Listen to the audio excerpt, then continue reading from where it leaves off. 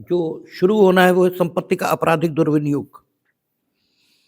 और अगर अपने विचार से बात को न शुरू किया जाए बल्कि उसी सूत्र से शुरू किया जाए जहां से शुरू करना है, तो आधी बातें खुद ही डिस्क्लोज हो जाती हैं।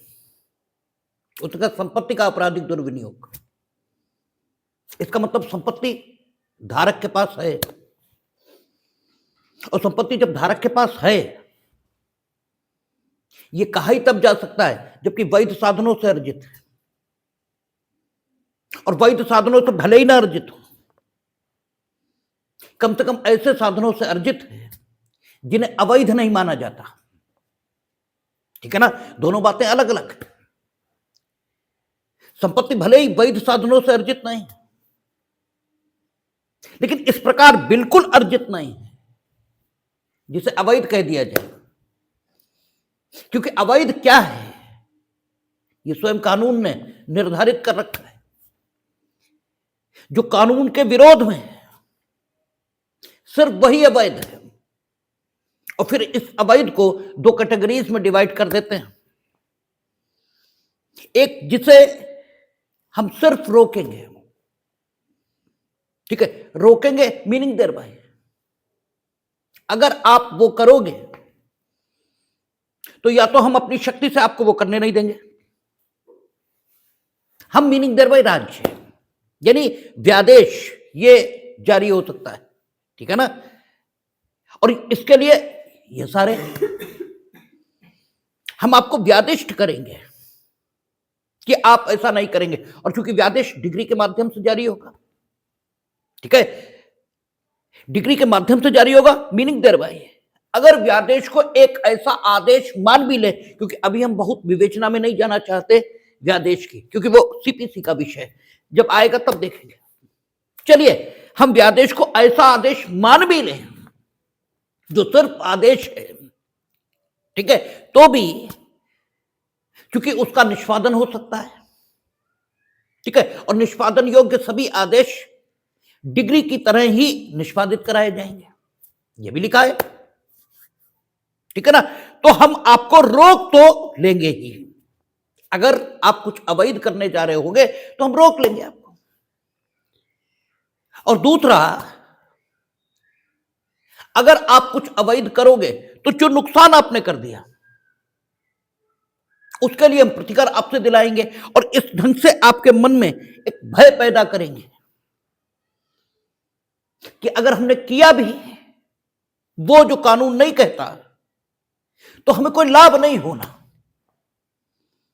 अंततः दूसरे का जो नुकसान होगा वो हमें देना पड़ जाएगा, यानी क्षतिपूर्ति या प्रतिकार। ठीक है, ये उस अवैध के प्रति अनुतोष के रूप में कानून के द्वारा रखा जाएगा। और दूसरे प्रकार का एक अवैध होगा जो इतना खतरनाक होगा, ये प्रकृति में इतना विध्वंसकारी होगा कि कानून उसका किया जाना इस भांति रोकेगा कि यदि आपने इसे किया तो हम आपको दंड देंगे। ठीक है ना, तो कानून स्वयं बताता है कि क्या अवैध है। उसे जानने के लिए बस कानून को पढ़ना है, और जो कानून अवैध घोषित नहीं कर रहा वो सब कुछ वैध है, भले ही वो अनैतिक हो। ठीक है ना, जो वैध है वो आवश्यक तौर पर नैतिक होगा, ये आवश्यक नहीं। ठीक है, बहुत सी चीजें अनैतिक किंतु अवैध नहीं। ठीक है, आप अपने मां बाप की कोई बात ना मानो, ठीक है, एक निश्चित आयु प्राप्त कर लेने के उपरांत, यानी आप वयस्क हो गए कानून की निगाह में। अगर आप वाकई वयस्क हो गए होते, ठीक है, तो मां बाप तो छोड़ो, अगर कहीं भी कोई युक्ति संगत बात मिल जाती है तो आप उसे मान लेते हैं। ठीक है, लेकिन कानून की निगाह ये तो सिर्फ वयस्कता को आपके पैदा होने के वर्षों के आधार पर आप में उत्पन्न हुआ मान लेती है। ठीक है, कानून में तो वयस्कता सिर्फ कुछ वर्षों की बात है, जबकि प्रौढ़ता, ठीक है, ये मैच्योरिटी, ये ऐसी अज्ञात चीज है, ठीक है ना, अज्ञात तो न कहें बल्कि ये एब्स्ट्रैक्ट चीज है, ठीक है ना, ये किसी चीज से पैदा नहीं हो सकती, और अधिकांश चीजें ऐसी हैं जो पैदा नहीं की जा सकती, लेकिन कानून कहता है कि आप 18 वर्ष के हो गए, बस वयस्क हो गए। 18 वर्ष आपने इस पृथ्वी पर, ठीक है, भार बन के भले ही गुजार दिए, ठीक है ना, और इनफैक्ट गुजारे भी नहीं, वो तो गुजर गए, उसमें तुमने कौन से पहाड़ तोड़े, ठीक है ना, उसमें कुछ तुमने तो पहाड़ तोड़े नहीं, तुम चाहते न गुजरे तो भी गुजर जाते हैं, ठीक है, तुम तो कहीं हो ही नहीं उनके गुजरने में। लेकिन यदि ऐसा भी हो गया तो कानून यह मान लेता है कि आप में प्रौढ़ता या मैच्योरिटी अपने आप उत्पन्न हो गई। जैसे कानून एक मूर्खता यह भी करता है कि वो ये मान लेता किसी ने आईएएस या एचजेएस या पीसीएस जे क्वालिफाई कर लिया तो उसमें ईमानदारी, सच्चे चरित्रता, नैतिकता, न्याय के गुण ये ऑटोमेटिकली पैदा हो गए, जबकि ऐसा कुछ भी नहीं होता, ठीक है, क्योंकि कुछ भी खुद पैदा नहीं हो सकता। तो नैतिकता ये अलग बात है, और वैध होना अलग बात है। जो वैध है वो अनैतिक हो सकता है, और जो अनैतिक है वो वैध हो सकता है। आप अपने मां बाप की एक भी बात मत मानो, कानून के मुताबिक तथाकथित वयस्कता प्राप्त कर लेने के उपरांत, क्योंकि डिफेक्टो तो वस्तुतः आप वयस्क हुए ये तो माना ही नहीं जा सकता, ठीक है। तो आप अपने मां बाप की एक भी बात मत मानो, फिर भी आपका जो एटीट्यूड है वो तो वैध कहा जाएगा, और उसकी रक्षा के लिए बड़े बड़े न्यायालय खुले हुए हैं और उन्हें बड़ी बड़ी शक्तियां, साहब, in the nature of mandamus, habeas corpus, को वारंटो, ठीक है, डायरेक्शन, इंस्ट्रक्शन, जाने क्या क्या जारी करने की शक्ति दी गई है, ठीक है ना। लेकिन आपका यह व्यवहार अनैतिक तो है ही है, ठीक है। हालांकि मां बाप की सब बात मान लेना भी, ठीक है, नैतिकता नहीं हो सकती है, सब माननी भी नहीं चाहिए, ठीक है। रावण के, ठीक है, बेटों ने शायद इनकार किया होता, उसकी सब बात मानने से तो ज्यादा अच्छा परिणाम होता, ज्यादा सुखद परिणाम होता, ठीक है। इसे पितृभक्ति भी नहीं कहते, मातृभक्ति भी नहीं कहते, इसे मूर्खता कहते हैं, धूर्तता, बेवकूफी कहते हैं, ठीक है। तो जो कुछ वैध है वो आवश्यक रूप से नैतिक भी हो, ऐसा भी जरूरी नहीं, जैसे लिव इन रिलेशन है, घोर अनैतिक है, इन कानून कहता वैध है, ठीक है। तो जो भी है, जो वैध है वो आवश्यक रूप से नैतिक हो, आवश्यक नहीं, नैतिकता और कानून इसके बीच कोई संबंध नहीं है, ठीक है। ये ठीक है कि कानून नैतिकता को फॉलो करता है, लेकिन चूंकि नैतिकता दो प्रकार की होती है, एक लोक नैतिकता, एक व्यक्ति की नैतिकता, ठीक है। लोक नैतिकता वो मिनिमम नैतिकता है जिस पर सर्वसम्मति है, और सर्वसम्मति कभी भी ऐसी बात पर नहीं होती जो 100% ठीक हो, ठीक है। 100% ठीक पर कभी सर्वसम्मति होती ही नहीं, क्योंकि हर व्यक्ति अपने हितों को सुरक्षित कर लेना चाहता है, तो ऐसी बात पर सर्वसम्मति होती है जो थोड़ा थोड़ा थोड़ा थोड़ा सबका हित सुरक्षित कर देती हो, ठीक है ना। सर्वसम्मति ऐसी बात पर होती है। बिल्कुल ठीक कहने वाला तो सुकरात होगा, अकेला होगा, कुछ दिनों में उसे जहर का प्याला दिया जाएगा और मामला फिनिश हो जाएगा, ठीक है। तो जब संपत्ति धारक के पास है, ठीक है, उसने कहा संपत्ति का अपराधिक दुर्विनियोग, यह कहा उसने, इसका मतलब संपत्ति है उसके पास, और संपत्ति उसके पास है ये तभी माना जा सकता है जब वो कम से कम विधि द्वारा अवैध घोषित तरीके से नहीं आई। अगर विधि द्वारा अवैध घोषित तरीके से उसके पास संपत्ति आई है तो ये कहा ही नहीं जा सकता कि संपत्ति है उसके पास। ठीक है, तब यह कहा जाएगा कि संपत्ति उसने, ठीक है, रोक रखी है, अर्जित की है। अर्जित की यह भी नहीं कहा जा सकता, क्योंकि अर्जन स्वयं में एक विधायक शब्द है जिसका उपयोग कम से कम अवैध तरीकों के द्वारा अर्जन के लिए नहीं हो सकता। ठीक है, तो एग्जैक्ट शब्द उसके लिए मिलना मुश्किल है। इसलिए इस प्रकार के रखने को विधि अलग अलग नामों से पुकारती है। चोरी, लूट, डकैती, छल, ठीक है, इन क्रियाओं के माध्यम से जानती है। लेकिन एक बात तो तय है कि अगर संपत्ति का आपराधिक दुर्विनियोग है तो धारक के पास जो संपत्ति का कब्जा है वो विधि के दृष्टिकोण से निर्दोष तरीके से ही आया है, तभी यह कहा जा सकता उसके पास संपत्ति है। अदरवाइज तो उसके पास चुराई गई संपत्ति है, उसके पास लूट की संपत्ति है, उसका डकैती की संपत्ति है, आदि आदि शब्द ही कहे जा सकते हैं। यह नहीं कहा जा सकता कि संपत्ति है। ठीक है, बस कानून की दृष्टि यही होती है कि एक आम आदमी देखता है कि संपत्ति है, यानी फिजिकली अगर किसी के पास संपत्ति है तो वो मान लेता है कि संपत्ति है, और कानून की दृष्टि देखती है कि फिजिकली भले ही व्यक्ति के पास संपत्ति है, लेकिन उसके होने का जो स्रोत है, ओरिजिन है, वो कहां है। और अगर वो कानून के द्वारा अलाउड तरीके से उसके पास संपत्ति का होना यह सुनिश्चित नहीं करता तो डेफिनेटली संपत्ति उसके पास नहीं है, चुराई हुई, डकैती की, लूट की यह संपत्ति उसके पास है।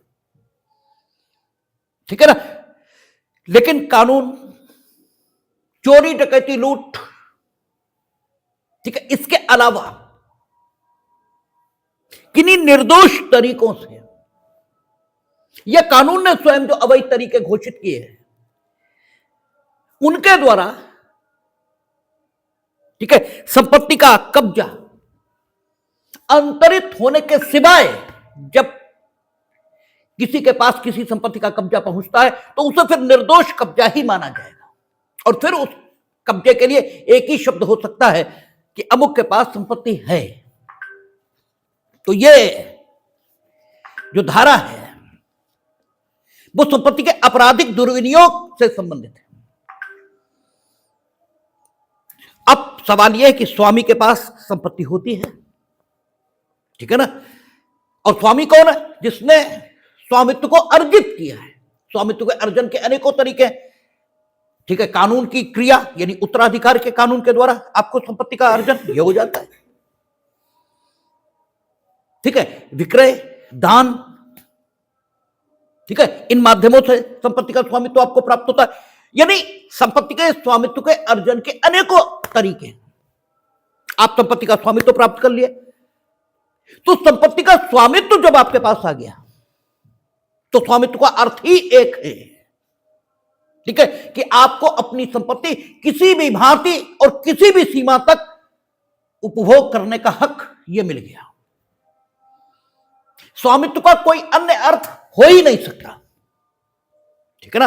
और विधि सम्मत अर्थ उसका यही है कि किसी व्यक्ति को किसी वस्तु का स्वामी कहा जाता है जबकि वो उस वस्तु का अन्यों को अपवर्जित करके, यानी अन्यों को अपवर्जित करके, यानी पूरा संसार उसकी तुलना में उस वस्तु का उपभोग नहीं कर सकता। वो अन्यों को अपवर्जित करने का हक रखता है। हां, वो अनुमित करे, वो अलाउड करे तो आप उसका उपभोग कर सकते हैं। इफ ही वांट्स, ठीक है ना, to exclude the whole world, ठीक है, from the enjoyment of that particular property which is owned by him, then he can do that. अगर इन विशेषताओं से किसी संपत्ति के संबंध में आप युक्त हैं तो आप उस संपत्ति के स्वामी हैं, ये कहा जाता है। ठीक है, अन्यों को अपवर्जित करके आप स्वयं उसका जैसा उपभोग करना चाहें कर सकें तो आप उस वस्तु के स्वामी हैं। तो अगर आप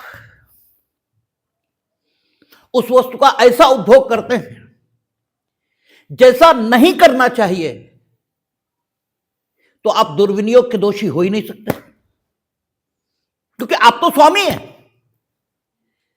कानून के दृष्टिकोण से आप हर प्रकार का उपभोग ये करने के लिए अनुमित है।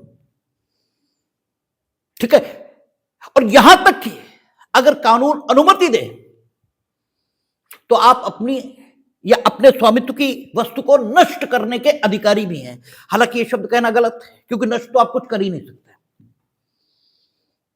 ठीक है, आप सिर्फ रूप परिवर्तन कर सकते हैं। पहले अध्यात्म का नियम था, अब तो साइंस भी इसी को कहती है कि नष्ट ये तो कुछ भी होता ही नहीं। ठीक है, सिर्फ रूप परिवर्तित होते हैं, सिर्फ ट्रांसफॉर्मेशन होता है, इसके अलावा कुछ भी नहीं होता। तो पहले तो धर्म ही कहता था ये बात कि आत्मा अजर अमर है, उसे नष्ट ही नहीं किया जा सकता। अब तो विज्ञान भी उसी निष्कर्ष पर है। ठीक है, तो सवाल ये है, लेकिन आप सामान्य भाषा में बात करें तो सामान्य भाषा में नियम यह है कि अगर कानून अनुमति दे तो आप अपनी संपत्ति को नष्ट भी कर सकते हैं। इसका मतलब उसका दुर्विनियोग, दुर्विनियोग या विनियोग, इसका मतलब क्या होता है? ठीक है ना, विनियोग या दुर्विनियोग, इसे कहा क्या जाएगा? विनियोग का मतलब क्या है? ठीक है, विनियोग का अर्थ है कि प्रत्येक संपत्ति लाभदायक है। ठीक है, उसके कुछ लाभ हैं। ठीक है, उन लाभों को अपने लाभ के लिए उपयोग करना यह संपत्ति का विनियोग है। ठीक है ना, आपको लग रहा है कि इस संपत्ति का अधिक लाभप्रद उपभोग हम इस ढंग से कर सकते हैं, तो वो जो ढंग है संपत्ति के उपभोग का, वही संपत्ति का इन्वेस्टमेंट या ठीक है इन्वेस्टमेंट ऑफ द प्रॉपर्टी संपत्ति का विनियोग कहलाता है। और जब आपको जिस संपत्ति के बारे में कोई हक नहीं है, ठीक है, उसमें जो लाभ ठीक है निहित है, उसको आप अपने लिए उपभोग करना शुरू कर देते हैं, तो आपने संपत्ति का दुर्विनियोग किया है, यह कहा जाता है। ठीक है ना, तो विनियोग और दुर्विनियोग ये दो चीजें हुई। और देखिए, संपत्ति वस्तु में नहीं होती। ठीक है, संपत्ति वस्तु में नहीं होती, संपत्ति अमूर्त है। अगर रुपए में संपत्ति होती, ठीक है, आप कहते हैं ना रुपया अचल संपत्ति है, ठीक है, तो संपत्ति रुपए में होती, तो जब आपने बैंक में जो रुपया जमा किया ठीक वही वापस मिलता, तो यह कहा जाता है आपकी संपत्ति आपको वापस मिली। नहीं, ये नहीं, संपत्ति रुपए में नहीं है। रुपए में जो मूल्य या रुपए में जो अमूर्त धन संचित है, उसमें संपत्ति है। इसीलिए जब उतने ही मूल्य का रुपया आपको वापस कर दिया जाता है, तो यह कह दिया जाता है कि आपके पैसे वापस हो गए। अन्यथा यह कहा जाता जब सेम रिटर्न होता तब कहा जाता। देखना जरूर चाहिए चीजों को कि एकदम ठीक स्थिति क्या है। जैसे कहते ना कि अमुक वस्तु बहुत सुंदर है, तो सुंदरता काहे में है? ठीक है, सुंदरता सिस्टम में है, ढंग में है। ठीक है ना, अगर कोई बहुत सुंदर स्त्री या पुरुष हो, उसकी नाक ले लो, फिर दूसरे सुंदर उस स्त्री और पुरुष की आंखें ले लो, फिर तीसरे सुंदर स्त्री और पुरुष की टांगे ले लो, और सब जोड़ दो तो सुंदर बनेगा। ठीक है, शायद उससे कुरूप कुछ बन ही नहीं पाएगा। इसका मतलब सुंदरता न नाक में है, न आंख में है, सुंदरता काहे में है? उस सिस्टम में है। ठीक है, जो जिस रूप में वो सामने, उस सिस्टम में है सुंदरता। ठीक है ना, तो सुंदरता सिस्टम में है, सिमेट्री में है, जिसे गणित की भाषा में कहे तो सिमेट्री में है। तो हमेशा चीजों को बड़े, ठीक है, सत्य स्वरूप में देखने की कोशिश जरूर करनी चाहिए। तो दुर्विनियोग या विनियोग, ये संपत्ति के लाभ को अपने लिए सुरक्षित कर लेने में, ठीक है, होता है। जब आपको ऐसा करने का हक है तब आपने विनियोग किया है, जब आपको ऐसा करने का हक नहीं है तो दुर्विनियोग किया है। तो संपत्ति के स्वामी को चूंकि अपनी संपत्ति में अन्यों को अपवर्जित करके उपभोग का अनंत अधिकार यह प्राप्त होता है, तो वो तो अपनी संपत्ति के दुर्विनियोग का दोषी हो ही नहीं सकता, यद्यपि संपत्ति उसके पास है। ठीक है, आप ये नहीं कह सकते उसके पास संपत्ति नहीं है, लेकिन संपत्ति का अपराधिक दुर्विनियोग ये नहीं हो सकता। इसका मतलब यह हुआ कि अगर आपके सामने समस्या रखी गई है और समस्या में एक बार ये आ गया कि अमुक संपत्ति का अमुक व्यक्ति स्वामी है, तो अब कम से कम संपत्ति का अपराधिक दुर्विनियोग नहीं हो सकता, बाकी कोई अपराध हो। ठीक है, एक बात तय हो गई कि अब संपत्ति का अपराधिक दुर्विनियोग नहीं हो सकता। ठीक है, जो प्रॉब्लम आती है तो उसे सॉल्व करने में समय की बचत ऐसे ही होती है कि कम से कम अब यह नहीं होगा। ठीक है, और आईपीसी के 511 धाराओं पर सोचने की जरूरत नहीं है, बीएनएस की 358 है, कितनी है, जितनी भी हो उतनी धाराओं पर सोचने की जरूरत नहीं है। अगर संपत्ति से संबंधित मामला, तो संपत्ति के अपराध, संपत्ति से संबंधित अपराध इसी चैप्टर में होगा, और इस चैप्टर में एक एक करके बढ़ते जाइए। क्या चोरी है, क्या डकैती है, क्या लूट है, क्या उद्यापन है, क्या दुर्विनियोग है, तो एक एक बात पर आते जाइए, सही उत्तर मिलेगा। लेकिन जब आप शब्द से नहीं, अपनी आइडियोलॉजी से उत्तर खोजने की कोशिश करते हैं, बस वही गलत होता है। उसका संपत्ति का अपराधिक दुर्विनियोग, इसका मतलब संपत्ति जिसके पास है उससे संबंधित यह अपराध हो सकता है, या वो व्यक्ति इस अपराध का दोषी हो सकता है जिसके पास संपत्ति है। लेकिन चूंकि यह अपराध दुर्विनियोग से संबंधित है और स्वामी दुर्विनियोग कर ही नहीं सकता, इसलिए संपत्ति स्वामी के पास है, लेकिन फिर भी वो कम से कम दुर्विनियोग का दोषी नहीं हो सकता। इसका मतलब यह हुआ है कि जब अन्य व्यक्ति की संपत्ति, ठीक है, आपके पास बिना किसी दोष के, ठीक है, पहुंच जाए और आप उसका दुर्विनियोग करो, ठीक है, यानी ऐसा व्यक्ति जिसके पास संपत्ति का कब्जा दोषपूर्ण तरीके से तो नहीं पहुंचा, क्योंकि अगर दोषपूर्ण तरीके से पहुंचा होता तो संपत्ति है ये शब्द न होते, तो दोषपूर्ण तरीके से बिल्कुल नहीं आया, लेकिन आया है और वो संपत्ति के स्वामी की हैसियत में नहीं है, इतना तय हो गया, और कब्जा निर्दोष तरीके से आया है। अब वो जब दुर्विनियोग करेगा तब इस अपराध का जन्म होगा, इतनी बात तय हो गई है। लेकिन अब सवाल बचा संपत्ति, क्योंकि क्वालिफाइड तो है नहीं, ये तो कहा नहीं जंगम संपत्ति। भाई आप देखें ना, जो कोई अच्छा जंगम संपत्ति है, ठीक है, तो फिर तय हो गया, कहता जो कोई बेईमानी से किसी जंगम संपत्ति का दुर्विनियोग करेगा या उसको अपने उपयोग के लिए संपरिवर्तित कर लेगा, यानी यहां उद्यापन की तरह स्थिति नहीं है, यह क्लियर कर दिया उन्होंने कि जंगम संपत्ति। इसका मतलब यह हुआ कि आपके पास जंगम संपत्ति है, ये स्वामी की हैसियत में नहीं, बल्कि सिर्फ धारक की हैसियत में, ठीक है, क्योंकि अगर हम यूं तो चोर भी धारक है, लेकिन वो एक स्पेशल टाइप का धारक है, उसने स्वयं उस संपत्ति का कब्जा प्राप्त किया है, ठीक है ना, और बिना कब्जेदार की विधिक सम्मति के, इसलिए इस धारक को एक विशेष नाम दिया कानून ने, चोर,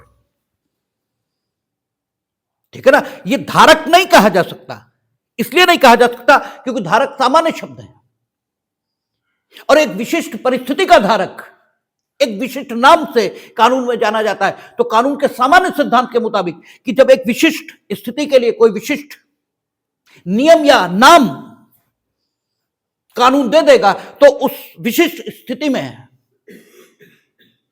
या उस विशिष्ट स्थिति को उस नियम या नाम के आधार पर ही पहचान मिलेगी। तो चूंकि यह व्यक्ति संपत्ति का धारक होगा लेकिन इसे चोर, लुटेरा, डकैत यह नाम ऑलरेडी कानून ने दिया, इसलिए इसे धारक नहीं कह सकते। यहां संपत्ति के धारक से अभिप्रेत है संपत्ति का ऐसा धारक जिसने कानून के द्वारा ठीक है दोषपूर्ण बताए गए तरीकों को छोड़कर किसी निर्दोष तरीके से संपत्ति का धारण किया हुआ है, ठीक है ना, जिसने संपत्ति को धारित किया हुआ है निर्दोष तरीके से। अब देखिए सेक्शन में हम नहीं गए हैं अभी तक, सिर्फ एक ही शब्द ये स्वयं में पर्याप्त है, ठीक है, जाने की जरूरत ही नहीं सेक्शन में, सिर्फ एक शब्द उसी पर अगर ठीक से विचार किया जाए तो बात बन जाती है। ये जब धारक हुआ तो कोई अपराध नहीं हुआ, क्यों? निर्दोष तरीके से निर्धारित किया तो धारक है सिर्फ, इसमें अपराध कहां से आ गया? और यही सेक्शन कहेगा भी कि तब तक दोषी नहीं है जब तक दुर्विनियोग न कर ले, ठीक है। दुर्विनियोग करने में और धारक होने में समय का लंबा अंतराल या छोटा अंतराल यह भी हो सकता है, ठीक है ना। और दुर्विनियोग हमेशा के लिए या कुछ समय के लिए यह भी हो सकता है। हमने थोड़े समय के लिए संपत्ति का लाभ ले लिया फिर वापस कर दी जिसकी थी उसको, लेकिन इसने ये थोड़े समय जो अनधिकृत लाभ आपने लिया इसने आपके व्यक्तित्व को तो दूषित किया ही। और दंड शास्त्र चाहता क्या है? आपको निर्दोष रखना। इसीलिए कहते हैं कि राजा से दंड पाया हुआ व्यक्ति निर्दोष हो जाता है, ठीक है। राजा से जितना दंड पा लिया वो निर्दोष हो गया, क्योंकि उसने जो दोष किया था उसके लिए दंड पा लिया, अब वो निर्दोष हो गया, ठीक है। अन्यथा जो हमारे यहां कॉन्सेप्शन है कि भगवान के हाथ से मरे तो स्वर्ग जाओगे, ठीक है, भगवान को राजा की परिस्थिति दी है, ठीक है, वो सर्वोच्च है, उन्हें सबको दंड देने का अधिकार है, ठीक है। तो उन्होंने जब आपको दंड दे दिया आपके कुकृत्यों का यही, तो आप निर्दोष हो गए, ठीक है। अब तो आप उन्हें प्राप्त करने के योग्य हो ही गए, ठीक है। तो राजा जब दंड देगा तो आपको निर्दोष कर देता है, इसलिए राजा दुश्मनी से दंड दे रहा है, नहीं, ये नहीं मानते। राजा कृपा कर रहा है आपको दंड देकर, ठीक है। प्रजा पुत्रवत मानी गई तो पुत्र को कोई नुकसान पहुंचाने के लिए दंड थोड़ी देता है, ठीक है, उसे निर्दोष करने के लिए दंड दे रहा है, ठीक है। तो सवाल यह है कि अगर आपने थोड़े समय के लिए भी दुर्विनियोग किया, यानी अपने लाभ के लिए अनधिकृत तौर पर संपत्ति का उपभोग ये किया, तो डेफिनेटली आप दोषी तो हुए ही, ठीक है। सजा कितनी मिलनी चाहिए आपको, यह प्रश्न विचारणीय हो सकता है, ठीक है, क्योंकि दुर्विनियोग आपने हमेशा के लिए नहीं किया, कुछ समय के लिए किया, इसलिए सजा कितनी मिले इस विषय पर विचार विमर्श हो सकता है, लेकिन सजा मिले इस पर तो किसी विचार की जरूरत ही नहीं है। सजा तो मिलनी ही चाहिए, क्योंकि दोष तो किया है आपने, ठीक है ना, भले ही कम समय के लिए किया। अच्छा, अब एक स्थिति और हो सकती है कि संपत्ति जिस रूप में आपको मिली उस रूप में आपके लिए उपयोगी नहीं थी, उसका रूप परिवर्तित कर दें तो आपके लिए उपयोगी हो जाती है, और आपने उसका रूप परिवर्तित कर दिया तो आपने क्या किया? अपने उपयोग के लिए संपरिवर्तित कर लिया है, यह कहा जाएगा। ठीक है ना? और आपने अपने उपयोग के लिए संपरिवर्तित किया है, यह तब भी कहा जाएगा जबकि आपने वह संपत्ति किसी को दे दी। ठीक है ना? और उसने उपभोग किया, ठीक है, या संपरिवर्तित किया, तो भी आप ही ने किया है, यह माना जाएगा। हो सकता है जिसे आपने दी वो किसी अपराध का दोषी न हो, लेकिन आप तो हो ही जाएंगे। ठीक है, क्योंकि आप दानवीर कर्ण बनेंगे तो अपनी संपत्ति पर बनेंगे ना। ठीक है, जो आपकी अपनी है, कि जो मिली दान वही दान कर दो और दानवीर कर्ण हो जाओ। ऐसे हैं शाहजहांपुर में लोग जिन्हें दान में मिली, उनने दान कर दी, बोले हमने अपनी कर दी। ठीक है, तो भाई तुमने अपना क्या किया ये तो बताओ। ठीक है, तुमने कुछ अपना दान किया हो वो बताओ। तुम्हें जो सोने के गहने मिले हो, तुम्हें कहीं से कोई पेंशन मिलती हो, वो तुमने दान की हो, उसकी बात करो। ठीक है, वही है किताब मुफ्त की गंगा फ्री के गोते, बस लगाए जाओ। ठीक है, फ्री में। ठीक है भाई, भगीरथ तो ले ही आए, अब क्या, मुफ्त की गंगा है, फ्री की गोते हैं, फ्री में ही स्वर्ग पहुंचोगे। तो स्वर्ग कोई फ्री में नहीं पहुंचता है, खूब समझ लो। स्वर्ग पाने के लिए भगीरथ प्रयास करना ही होगा, अन्यथा वो गंगा भगीरथ को ही स्वर्ग ले जाएंगी, तुम्हें नहीं ले जाएंगे। ठीक है, क्योंकि मुफ्त की गंगा में फ्री के गोते से कुछ होता नहीं, ये तय है।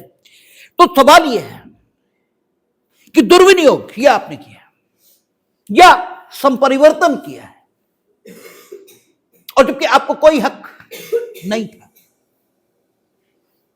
ठीक है, हां ये ठीक है कि जब संपत्ति आपको मिली थी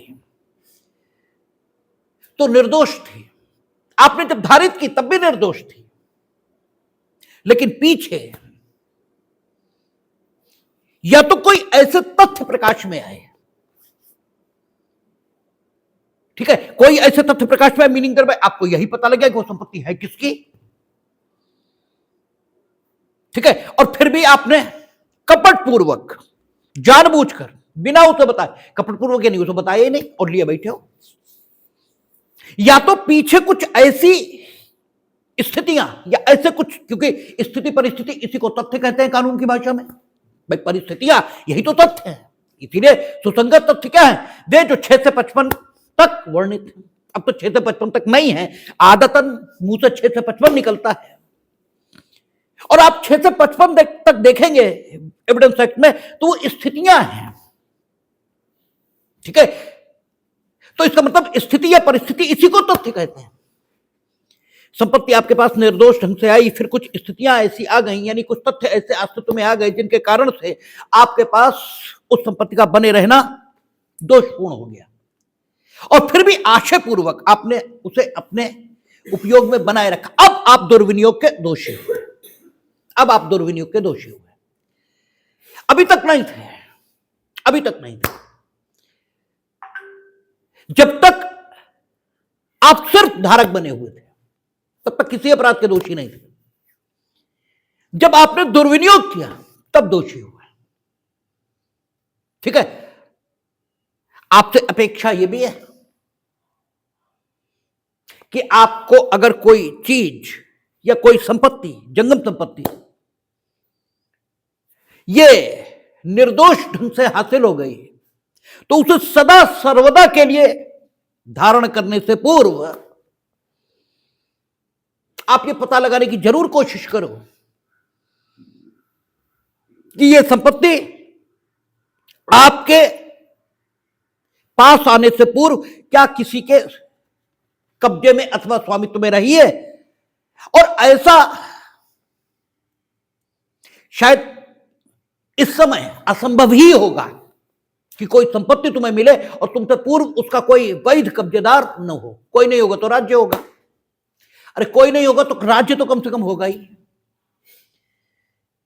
तो युक्ति संगत समय के भीतर अगर स्वामी मिल सकता था और आपने उसे ढूंढने की कोई कोशिश नहीं की और उसे अपने उपयोग में ले लिया, हालांकि राज्य तक जाने की बात आपसे नहीं की जाती, ठीक है, क्योंकि वही बात है, कानून आदमी के लिए बनाया जाता है, तो आदमी जैसों के लिए ही कानून बनेगा, देवताओं के लिए नहीं बनेगा। तो राज्य तक जाने की बात नहीं होती, वो भी देख लेंगे, दृष्टांतों में आ जाएगा। तो आपको स्वामी का पता लगाने की कोशिश करनी चाहिए। जब ना लगे तो ठीक है, अगर आपने उसे अपने उपयोग में ले भी लिया, उसे संपरिवर्तित कर भी लिया, तो आप किसी उसके दोषी नहीं, अपराध के। लेकिन इससे पूर्व आप अपराध के दोषी ही होंगे। और बस इतनी सी ही बात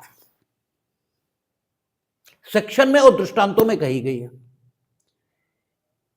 जिसे जानने के लिए सेक्शन और दृष्टांत देखने की कोई जरूरत ही नहीं है, सिर्फ शीर्षक से काम चल जाएगा, मार्जिनल नोट से। लेकिन जैसे, ठीक है, विकास का वो विकास जो आप विकास बताते हैं, आर्थिक विकास, उसका लक्षण क्या है कि समाज का अंतिम व्यक्ति है, ठीक है, समाज के अंतिम व्यक्ति को क्या जीने लायक संसाधन हासिल हैं? यदि हां तो विकास हुआ। अच्छा टीचर कौन? अच्छा टीचर, क्लास में 29 बच्चे हैं या 30 बच्चे हैं, वो सबसे टॉप क्लास को ध्यान में रखकर अगर पढ़ाएगा तो 29 नहीं पढ़ेंगे, क्योंकि सबसे टॉप क्लास तो सबसे जल्दी बात समझ लेगा, बाकी 29 उतने जल्दी बात नहीं समझ सकते। तो सबसे कमजोर को ध्यान में रखिए, जब सबसे कमजोर को ध्यान में रखेंगे तो 30 को बात समझ में आएगी, ठीक है ना। बस इतना ही माना जाता है कि जो न्याय प्रशासित करने के काम में लगेंगे वे सब इतने बुद्धिमान होंगे कि मार्जिनल नोट से सारी चीजों को डेवलप कर लेंगे, ठीक है। ये थोड़ा मुश्किल दिखाई देता है, और कर भी ले तो मनमानी की गुंजाइश बनी रहेगी, ठीक है, क्योंकि वही बात है कि कानून स्वयं में प्रशासित थोड़ी होता है, अंततः तो, ठीक है, व्यक्ति उसे प्रशासित करता है, ठीक है भाई। संशोधन हम लोग पढ़ ही रहे कि संशोधन हमेशा से लिखा था, आज भी लिखा है, ठीक है, उसका कैसे कैसे इस्तेमाल हो सकता है, सारी चीजें देखी हम लोगों ने। व्यक्ति पर आधारित सारा मामला है, ठीक है। तो इसलिए शीर्षक के अतिरिक्त सेक्शन और दृष्टांत भी बनाए जाते हैं। अब आप देखें, कहता जो कोई बेईमानी से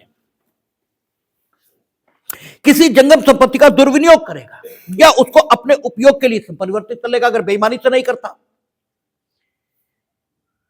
ठीक है, तो नहीं है संपत्ति का आपराधिक दुर्विनियोग। संपत्ति का कब्जा मेरे पास निर्दोष ढंग से आ गया,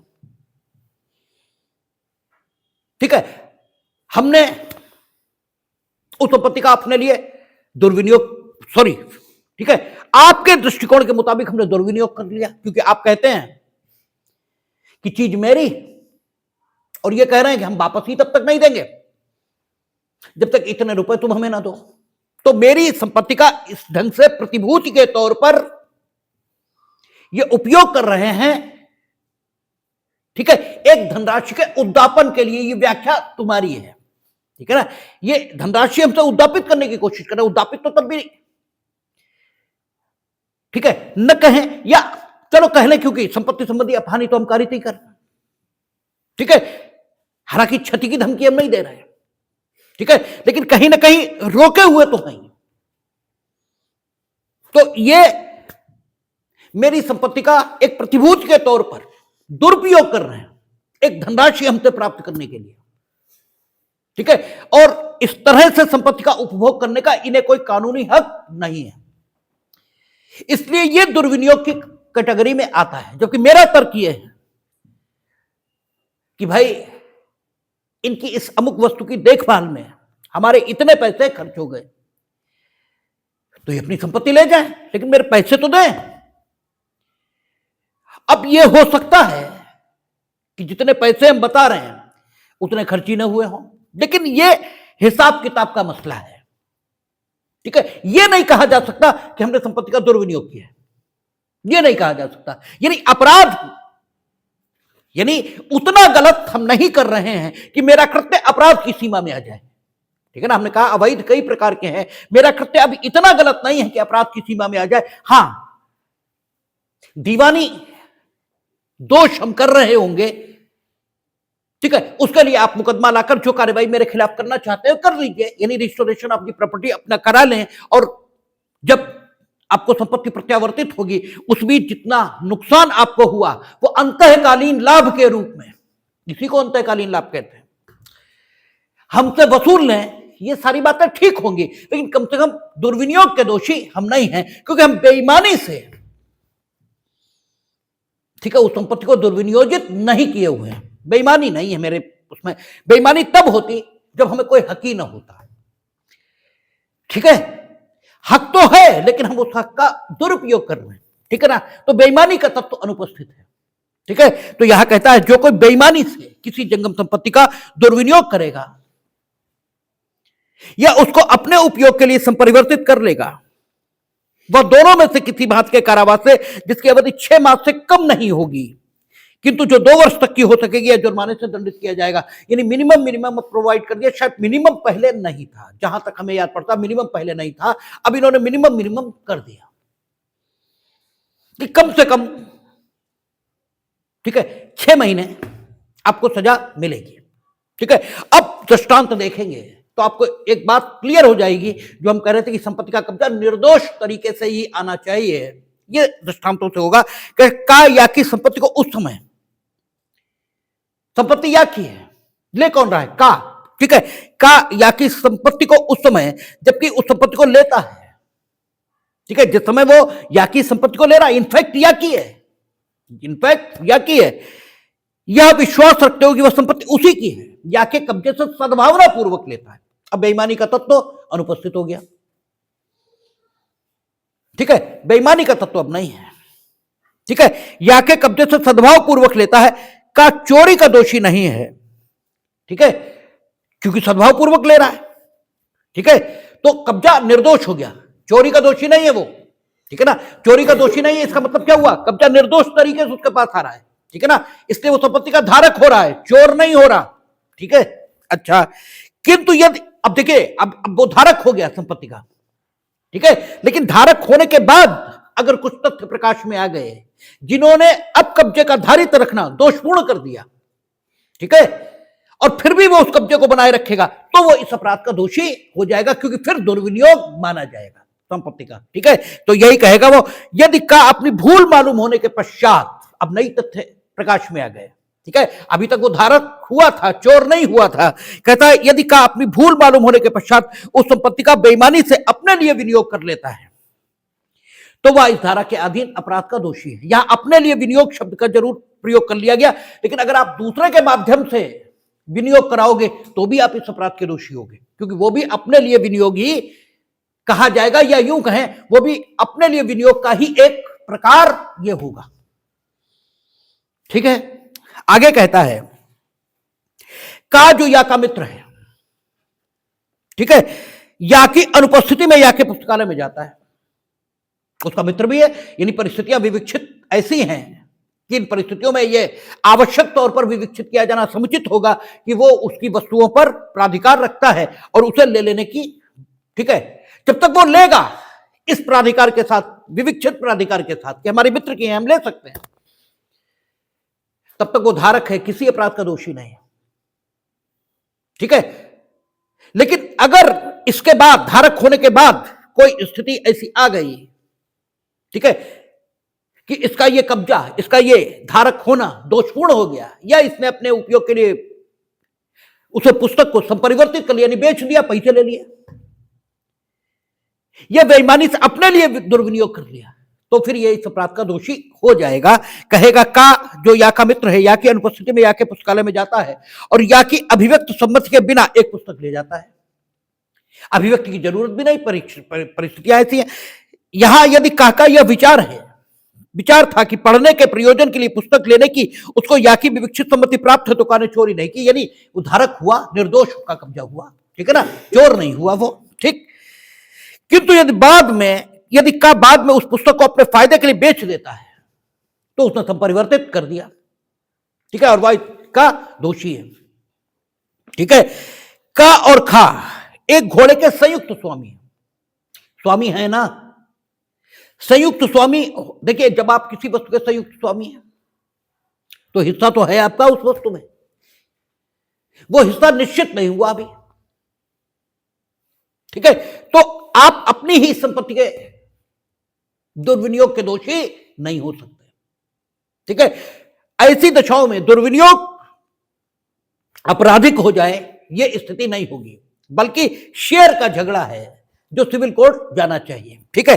कहता है कि कहां गया, का और खा एक घोड़े के संयुक्त स्वामी हैं। का उस घोड़े को उपयोग में लाने के आशय से खा के कब्जे में से उसे ले जाता है। यहां का को उस घोड़े को उपयोग में लाने का अधिकार है, इसलिए वह उसका बेईमानी से दुर्विनियोग नहीं है। अब उसने बेच ही दिया, ठीक है, बेच दिया और सारा का सारा अपने आप ले लिया, ठीक है, सारा का सारा अपने आप ले लिया। अब दुर्विनियोग है, ठीक है। अब दुर्विनियोग, घोड़ा जब तक है तब तक दुर्विनियोग नहीं है, ठीक है, क्योंकि घोड़े में तो उसका भी संयुक्त स्वामित्व है, वो अपने ही घोड़े के उसका दोषी थोड़ी हो सकता है, ठीक है, दुर्विनियोजन का। लेकिन अब घोड़ा उसने बेच दिया, किंतु यदि उसने घोड़े को बेच देता है और संपूर्ण आगम का अपने लिए विनियोग कर लेता है, संपूर्ण आगम का, अब उसने सब परिवर्तन कर दिया संपत्ति का, ठीक है, आगम का अपने लिए विनियोग कर लेता तो वह इस धारा के अधीन, ठीक है। यानी अगर संपत्ति का स्वामित्व संयुक्त है और संपत्ति का संपरिवर्तन करके एक संयुक्त स्वामी ने संपूर्ण आगम का अपने लिए विनियोग किया है, तो फिर संयुक्त स्वामी भी दुर्विनियोग का दोषी हो सकेगा, अदरवाइज स्वामी, ठीक है, दुर्विनियोग का दोषी नहीं हो सकता, ठीक है। आगे कहता है स्पष्टीकरण 1, केवल कुछ समय के लिए बेईमानी से दुर्विनियोग करना इस धारा के अर्थ के अंतर्गत दुर्विनियोग है। इससे क्या फर्क पड़ा कि आपने कितने समय के लिए दुर्विनियोग किया, यह दंड के प्रश्न के लिए महत्वपूर्ण बात हो सकती है, लेकिन गलती निर्धारित करने के दृष्टिकोण से तो यह महत्व की बात हो ही नहीं सकती, ठीक है ना। तो कहता है का को या का एक सरकारी वचन पत्र मिलता है जिस पर निरंक पृष्ठांकन है, ठीक है। निरंक पृष्ठांकन का मतलब यह हुआ कि केवल हस्ताक्षर है, ठीक है ना। जब हम लोगों ने परक्राम में लिखित अधिनियम पर बात की थी, जो निरंक पृष्ठांकन और पूर्ण पृष्ठांकन इस पर बात हुई थी, तो निरंक पृष्ठांकन का मतलब यही होता है कि सिर्फ सिग्नेचर है और उन सिग्नेचर्स का परक्राम में लिखतों की जो विधि है उसके मुताबिक ये अर्थ लिया जाता है कि मानो उन सिग्नेचर्स के माध्यम से जो हस्ताक्षर करता यानी लेखीवाल है, किसका, नेगोशिएबल इंस्ट्रूमेंट का, उसने जो नेगोशिएबल इंस्ट्रूमेंट का ग्रहीता है, एक्सेप्टर है, उसके पक्ष में नेगोशिएबल इंस्ट्रूमेंट पर उल्लिखित रकम भुगतान किए जाने के लिए आदेश दिया है, उसका अर्थ यह लिया जाता है उन सिग्नेचर का। इसीलिए तुम चेक पर सिर्फ सिग्नेचर कर देते हो और बैंक पेमेंट कर देती है, लेकिन यह निरंक पृष्ठांकन कहा जाता है, ठीक है, ये इंडोर्समेंट इन ब्लैंक कहा जाता है, ठीक है। और फुल इंडोर्समेंट आप पूरी बात लिखो, ठीक है। तो कहता है का को या का एक सरकारी वचन पत्र मिलता है जिस पर निरंक पृष्ठांकन है। का ये जानते हुए कि वह वचन पत्र या का है, ये जान रहा है वो कि या का है, ठीक है, ये उसे ऋण के लिए प्रतिभूत के रूप में बैंककार के पास इस आशय से गिरवी रख देता है कि वह भविष्य में उसे या को प्रत्यावर्तित कर देगा। फिलहाल तो उन्होंने गिरवी रख दिया और ये उनके मन में है कि आगे हम इसे गिरवी छुड़ाकर और या को वापस कर देंगे। का ने इस धारा के अधीन अपराध किया, भले ही वो वापस कर भी दे, लेकिन आपको दूसरे के वचन पत्र पर गिरवी रखकर ऋण लेने का कोई हक नहीं था, ठीक है ना। स्पष्टीकरण 2 कहता है जिस व्यक्ति को ऐसी संपत्ति पड़ी मिल जाती है, ठीक है, पड़ी मिल रही है तो भी निर्दोष, ठीक है, निर्दोष तरीके से आप संपत्ति के धारक हो जाते हैं संपत्ति पड़ी मिलने की दशा में, इसीलिए आपसे कई बार मेंस फेंस में प्रॉब्लम पूछते हैं कि क्या हुआ, आपने पर्स पड़ा मिला और जेब में रख लिया। क्या आप किसी अपराध के दोषी हैं? किसी अपराध के दोषी नहीं। अभी तो हम संपत्ति के धारक हुए। जब तक दुर्विनियोग ना करें इस प्रॉब्लम में, ठीक है, क्योंकि प्रॉब्लम में जो शब्द होते हैं उन्हें हम साबित मानते हैं, ठीक है ना, कि ये साबित, इस प्रॉब्लम में अभी ऐसा तो कुछ प्रमाण उपलब्ध नहीं, ऐसा तो कोई साबित तथ्य नहीं है जो मेरे द्वारा संपत्ति के दुर्विनियोग किए जाने की सूचना देता हो। तो हमने किया क्या? कुछ भी नहीं, हम धारक हुए सिर्फ। और धारक होना कानून के दृष्टिकोण से अपराध थोड़ा ही है, दुर्विनियोजन अपराध है। तो कहता है जिस व्यक्ति को ऐसी संपत्ति पड़ी मिल जाती है जो किसी अन्य व्यक्ति के कब्जे में नहीं और वह उसके स्वामी के लिए इसको संरक्षित रखने या उसके स्वामी को उसे प्रत्यावर्तित करने के प्रयोजन से ऐसी संपत्ति को ले लेता है, ठीक है ना।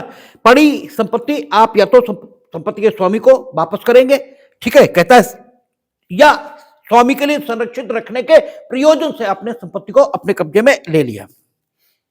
वह ना तो उसे बेईमानी से लेता है और ना बेईमानी से उसका दुर्विनियोग करता है और किसी अपराध का दोषी नहीं, चाहे अनंत समय रखे रहे, ठीक है। किंतु वह ऊपर परिभाषित अपराध का दोषी है यदि वह उसके स्वामी को जानते हुए या खोज निकालने के साधन रखते हुए अथवा उसके स्वामी को खोज निकालने और सूचना देने के युक्त साधन उपयोग में लाने और उसके स्वामी को उसकी मांग करने को समर्थ बनाने के लिए उस संपत्ति की युक्त समय तक रखने के पूर्व उसको अपने लिए विनियोजित कर लेता है। यानी कानून आपसे यह अपेक्षा नहीं कर रहा कि आप साधु और देवता हो जाओ। संपत्ति आपको पड़ी मिल रही तो आप अपने उपयोग में उसे कभी मत लो, ऐसी अपेक्षा कानून की नहीं है। कानून आपको आदमी ही मान रहा है, ठीक है, आदमी यानी जलील टाइप का आदमी, ठीक है, अच्छा आदमी नहीं मान रहा। अच्छा आदमी होते तो तुम, ठीक है, दूसरे के अर्जित संपत्ति से क्यों अपने गुलछर्रे उड़ाते हैं। तो कानून आपको जलील आदमी ही मान रहा है, ठीक है। जैसे हम कहते हैं ना कि आप में लोभ है, मोह है, काम है, क्रोध है, तो आप आदमी हो, पापी थोड़े हो, आदमी हो, यह आदमी के लक्षण है। हाँ, उसकी महिमा है, वो महामना है जो इनसे मुक्त है, ठीक है। तो आदमी होते हैं, महामना होते हैं, पापी नहीं होता, ठीक है। तो ये पाप थोड़ी है, तो लक्षण है आदमी होने का, ठीक है। जो बताता है कि पापी है गलत बताता है, अरे ये तो आदमी होने का लक्षण है, इसमें क्या है, ठीक है। आप में लोभ है, मोह है, तो ये होता है, ठीक है। अब जिसके प्रति नहीं होना चाहिए उसके प्रति है, ठीक है, तो भी ठीक है। आप बुरे आदमी हो गए, पापी इसमें क्या हो गए, पाप कहां है, ठीक है। तो पाप जैसी कोई चीज होती नहीं, ठीक है। तो ऐसे यहां है, कानून आपको आदमी ही मान रहा है। कानून कह रहा है कि आपको वस्तु पड़ी मिल गई, ठीक है, आप उठा लीजिए, लेकिन उसे स्वामी के लिए संरक्षित रखिए, ठीक है, या स्वामी को वापस करिए। आपने ऐसे उठा ली, आप किसी अपराध के दोषी नहीं, क्योंकि आपने बेईमानीपूर्ण आशय से ली नहीं। हां, अब आपसे यह भी अपेक्षा कानून की नहीं है कि आप स्वामी को अनंत समय ढूंढते रहो, लेकिन युक्त समय और युक्त साधन ये उपयोग में लाइए आप, ठीक है। आप पुलिस को इन्फॉर्म जरूर करिए कि साहब हमें ये चीज पड़ी मिली है, युक्त साधन।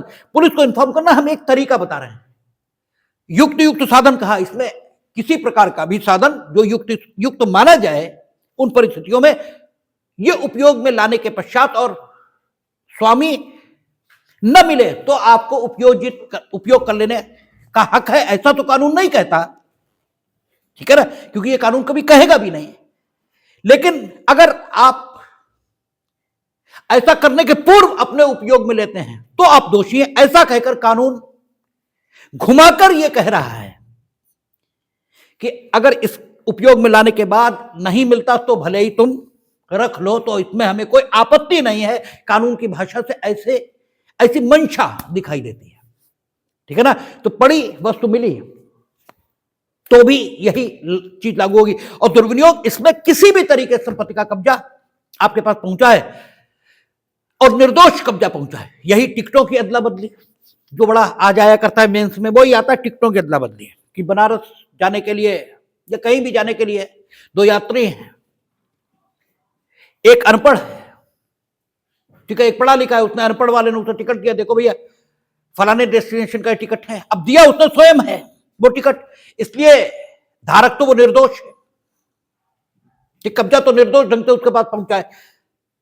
लेकिन इसके बाद उसके मन में कपट आ गया और उसने उस डेस्टिनेशन का टिकट तो अपने पास रख लिया क्योंकि उसे भी उसी डेस्टिनेशन पर जाना है और इसे प्लेटफॉर्म टिकट पकड़ा दिया, ठीक है। तो टिकटों की अदला बदली कर ली, अब दुर्विनियोग है, ठीक है, क्योंकि कब्जा तो निर्दोष ढंग से आया। हम इसीलिए बार बार कहते हैं कि कब्जे पर ध्यान दीजिए, कब्जा कैसे ट्रांसफर हो रहा है, ठीक है। संपत्ति संबंधी अपराधों में आप बिल्कुल ठीक निष्कर्ष पर आ जाएंगे, ठीक है। तो कहता है ऐसी दशा में युक्ति युक्त साधन क्या है, यह युक्ति युक्त समय क्या है, यह तथ्य का प्रश्न है। और तथ्य का प्रश्न हमेशा साक्ष्य से निर्णित किया जाएगा, यानी जो स्थितियां हैं उनमें युक्ति युक्त क्या माना जाए, क्योंकि युक्ति युक्तता का कोई सार्वभौमिक मापदंड नहीं है, कोई यूनिवर्सली ठीक है एक्सेप्टेबल ठीक है स्टैंडर्ड नहीं है, यह परिस्थितियों में देखा जाएगा, ठीक है।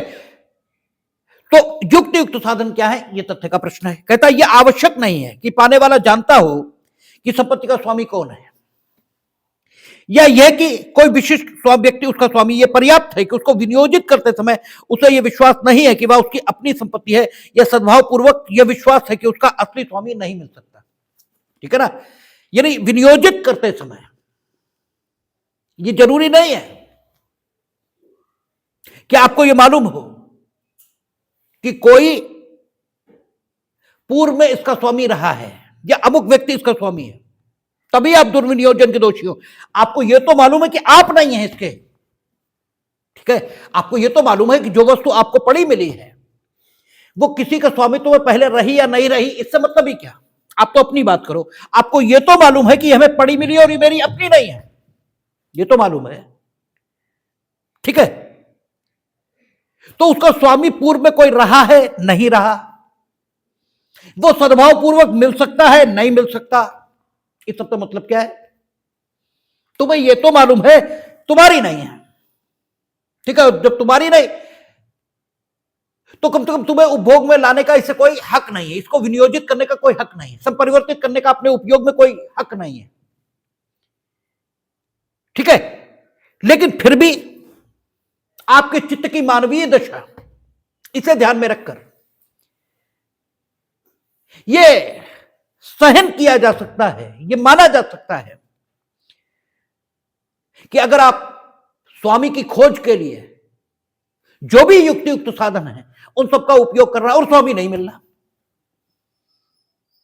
तो आप इसका उपयोग कर लो, अपने लिए विनियोजित कर लो, संपरिवर्तित कर लो, यह तो समझ में आया चलो। लेकिन तुम ये जानते हो कि तुम्हारी अपनी नहीं है संपत्ति, तो फिर आपको यह तो पता ही होना चाहिए कि अगर यह संपत्ति है, ठीक है, तो डेफिनेटली इसका कोई स्वामी रहा होगा, और न भी रहा हो तो कम से कम तुमसे अपेक्षा क्या है, तुमसे तो यही अपेक्षा कि ढूंढने की कोशिश तो करो। न मिले जो युक्त युक्त साधन है वो अपनाइए, न मिले तो हो या न हो, कानून तुम्हें इस संपत्ति को रखने की इजाजत तो नहीं दे रहा अभिव्यक्त शब्दों में, लेकिन तुम्हारे चित्त की मानवीय दशा को देखकर, ठीक है, तुम्हारे द्वारा उसका विनियोजन, ठीक है, या संपरिवर्तन अपने उपभोग के लिए, उसे दुर्विनियोजन या, ठीक है, संपत्ति का आपराधिक दुर्विनियोग ये भी नहीं कह रहा। यानी फिर आप कर लो तो कानून आपकी पीठ भले ही न ठोके, लेकिन फिर भी आपको स्वयं करने को राजी है, ठीक है। लेकिन इतना तो करो कम से कम। आप कहते हैं कि हमें तो मालूम ही नहीं था कि इसका कोई स्वामी है। अरे भाई, तुम्हें यह तो मालूम था कि तुम्हारी अपनी नहीं है, जैसे जारता का अपराध था, उसमें यह जानना जरूरी नहीं है कि जिस महिला से आप जारत संबंध रख रहे हो वो किसी की पत्नी है या नहीं है, यह जानना जरूरी नहीं, या वो किस विशिष्ट व्यक्ति की पत्नी है जानना जरूरी नहीं। इतना जानना ही जरूरी है कि वो आपकी पत्नी नहीं है। ठीक है, आपकी पत्नी नहीं और किसी और की पत्नी है, किसकी है पता नहीं। हालांकि वो जारता संबंध वो तो खत्म हो गया, अब तो हिंदू मैरिज एक्ट में जारता बची है और वो जारता डिफरेंट प्रकार की है। तो संपत्ति का आपराधिक दुर्विनियोग, ठीक है, संपत्ति का आपराधिक दुर्विनियोग मीनिंग देयर बाय जब संपत्ति आपके पास निर्दोष तरीके से आई है और निर्दोष तरीके से आने के बाद जो कानून की निगाह में दोष पैदा हुआ वो कुछ ऐसे नवीन तथ्यों के प्रकाश में आ जाने के कारण पैदा हुआ जो कि आपके संपत्ति के धारक होने के बाद प्रकाश में आए हैं और जिनके प्रकाश में आ जाने के आधार पर आपसे यह अपेक्षा की जा सकती है कि आप,